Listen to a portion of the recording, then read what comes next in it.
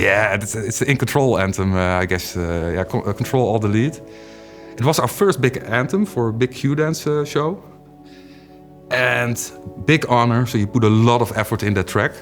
And that goes also with the sound design. And I remember back then I was working on the kick because it was totally... I wanted to make the Donkey Rollers followers kick. It's their signature kick. I want to have that sound. And at one moment, I felt I was there, you know. I was like, this is the cool kick. This is how I want it to sound. But it sounds very different, and that's of course good because that makes your own sound. And then we start making the anthem. We did this little track. We pitched the kick a little bit lower. Back then, the key was always in G. G is often higher. But we put it on a G minor.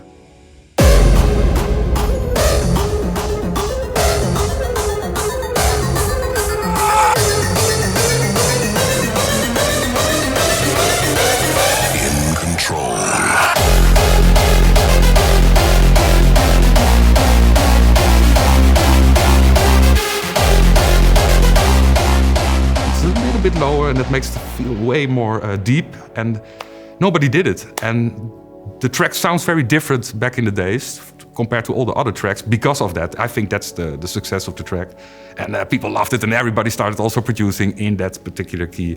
And the kick is also I got really a lot of appreciation for it, but for me all credits go to Donkey Rollers because that was the sound I was chasing. So I don't like to take credits for that too much, but that's my point of view. Yeah.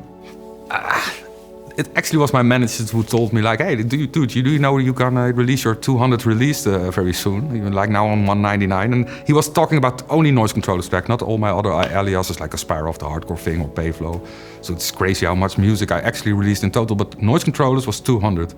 I was like, oh no, I didn't know, you know. He was like, we have to throw a party for it, you know. And listen, I'm gonna organize it, and of course, he talks me over with it and what we're gonna plan.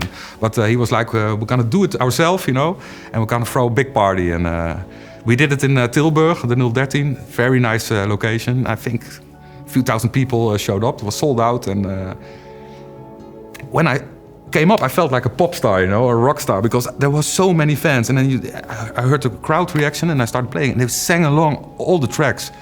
And then I got goosebumps. Then I don't have a big ego, but at that moment I was like really proud. Yeah, it felt great. And this is one of my best shows, not how I performed, but in the how I experienced it. I was so proud. It was such a cool night. Yeah.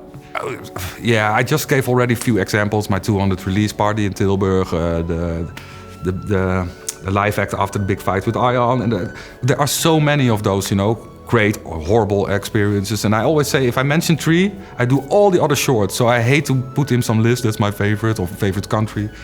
It's just there's so many stories, way more than I can tell right now. But yeah, for me the whole package is way more important than those specific things. Yeah.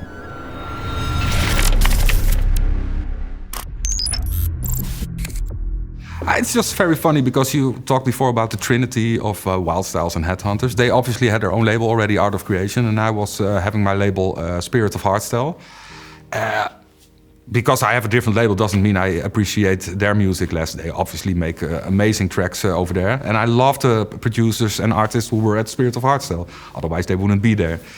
And at one day, I think Willem or Joram called me and was like, hey, listen, we want to talk about a fusion, you know, of our labels. Because what are we doing, you know? Why not team up?